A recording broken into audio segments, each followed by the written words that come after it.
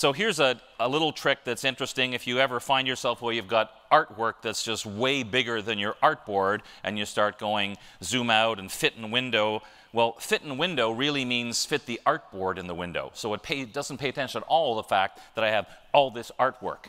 So if you ever want to, what I would call really fit in window, then what you do is hold down the Command key on the Mac, Control for Windows, and double click on the zoom tool, and it goes to 3.1% view. So you can't fit it in the window much more than that. And then, of course, we could take our zoom tool and start to get in a little closer. But at least that way you don't have to worry that I'm not sure if I'm seeing the whole thing. So that's just a quick little trick to really, literally fit it in the window very, very far.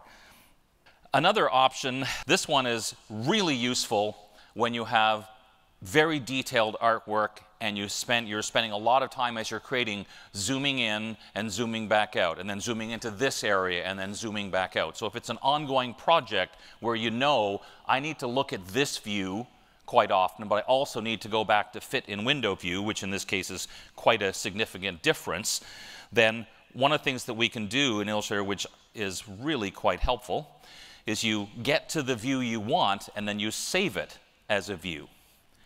So under the View menu, right at the very bottom, it says New View. Now, it prompts me to name it New View 1, which is not a good name at all. I would suggest at least New View 13 or something would be a much better. Now, I mean, obviously you give it some name that makes sense to you, like what it is, like Yellowstone 180 or whatever it is. So now we're working away on this project and we want to go and look at those same things. You just go back and there's your new view right at the bottom and it jumps right to that view.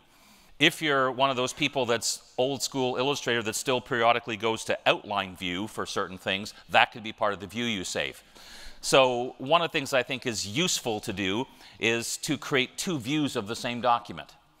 So what you do, it's a two-step process. You first of all go to the Window menu and choose New Window.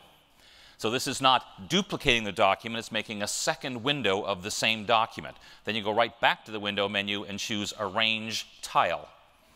And now what we can do is in, for example, this view, zoom in really close, but now any editing changes I make here, I know it's going to update on the other one. So whatever I do, I make a change here that in this view is really obvious, but at the same time it updates in the other view, so it really helps me keep perspective of or keep context of what's happening.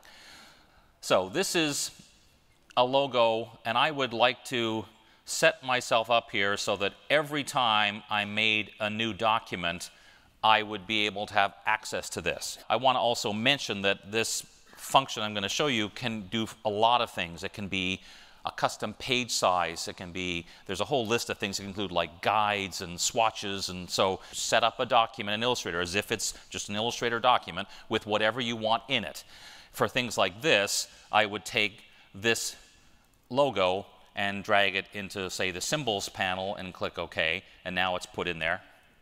And then the final step is you go Save As, and we're going to have to do some digging here. We go to Applications, and then Illustrator, and Support Files, New Document Profiles, English, and then you call it something and hit Save. When I go to create a new document, it brings up this nice new interface of here's all the things you can pick from, but if you look over here where it says More Settings, and then this list, here are ones I have done previously, and you'll see, for example, it's going to put in whatever custom size I had to create the document, and I happen this one put it in the brushes panel just to do something different. So in effect, that's now built into any new document I create. Thank you so much for your attention.